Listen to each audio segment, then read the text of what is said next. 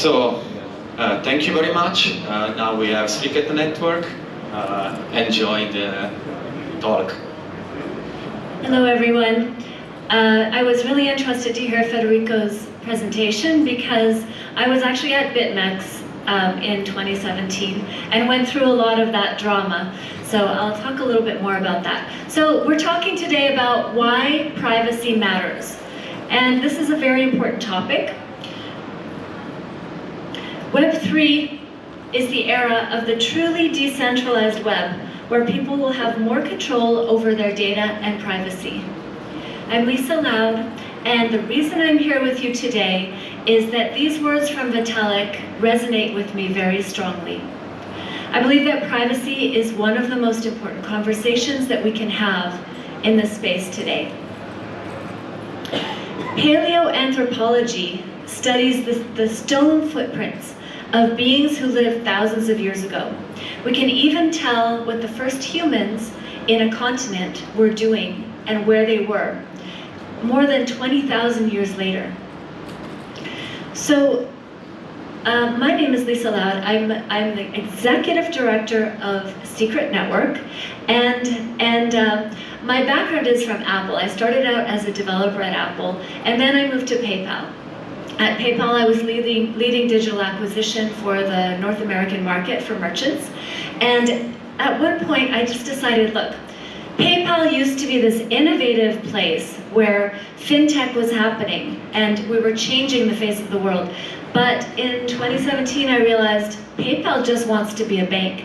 And there was this new thing happening called Bitcoin and derivatives, and I started trading on BitMEX. I was really into it, and I spent a lot of time in the troll box, those of you who may remember that troll box.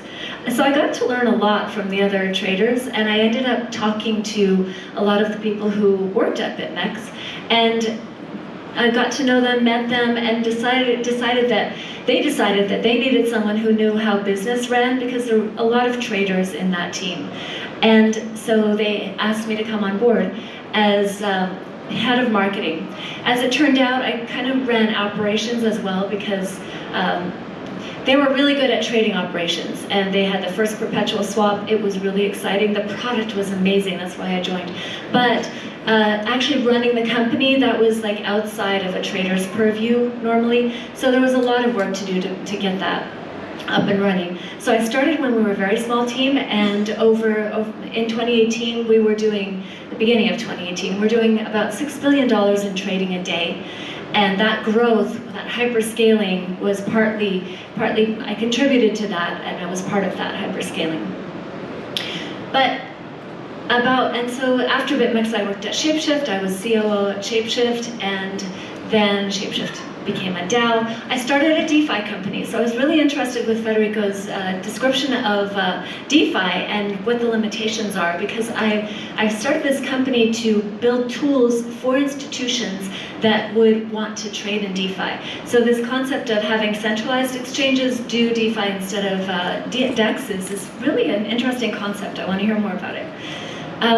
Anyway, so then in May this year, I decided to join scrt.network because I think that privacy is one of the most important things that we need to consider as blockchain gains more adoption. Right now, we're seeing transparency everywhere, and that's great, but over time, that could lead to an erosion of our rights and our privacy. Have you ever felt like someone is watching every move that you make? Maybe there's something suspicious about that pigeon who's outside your window. Something just a little off. If you're navigating the blockchain world, you might have even more exposure, even if you have nothing to hide.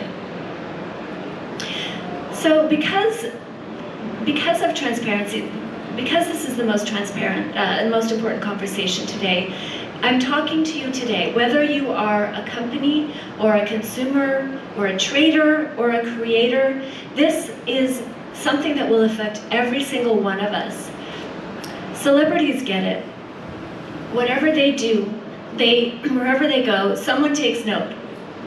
Imagine if you had to live this way.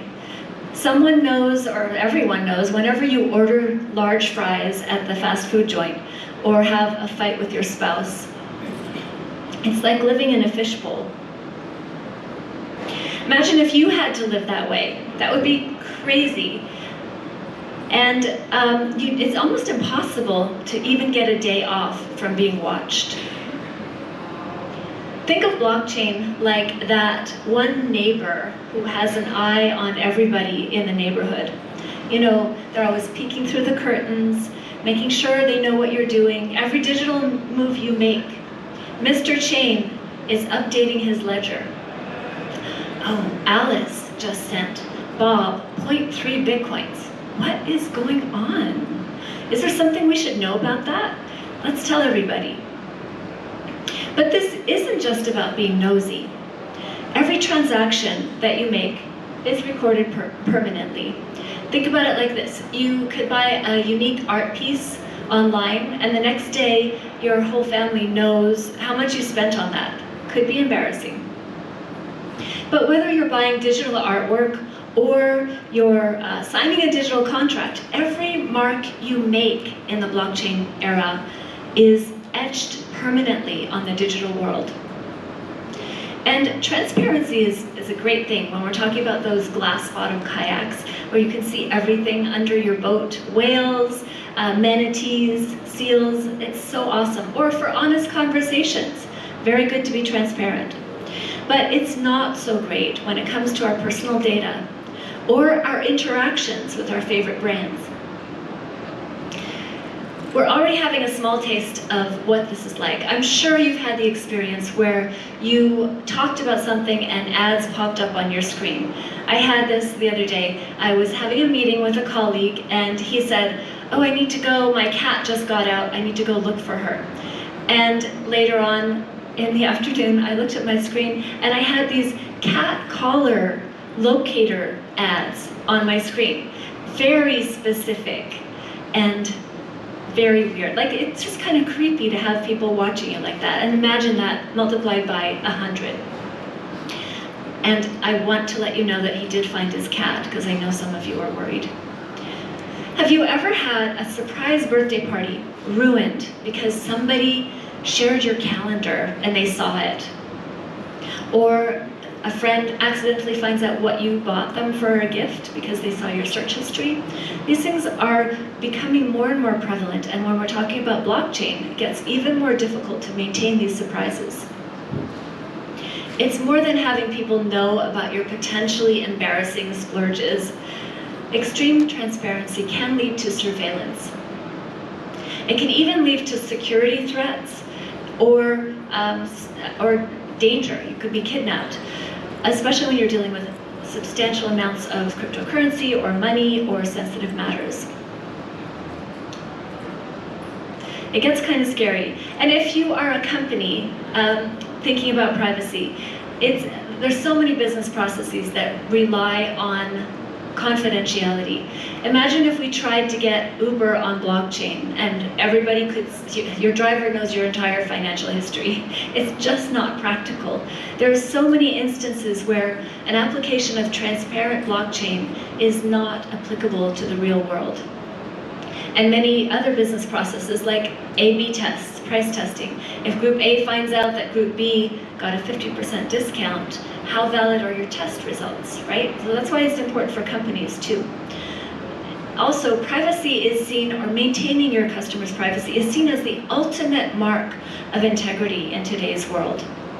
So if you are leading a company or a small business, I encourage you to think about building on a foundation of privacy as the very first thing that you do. Don't add it in later, it's much harder to do.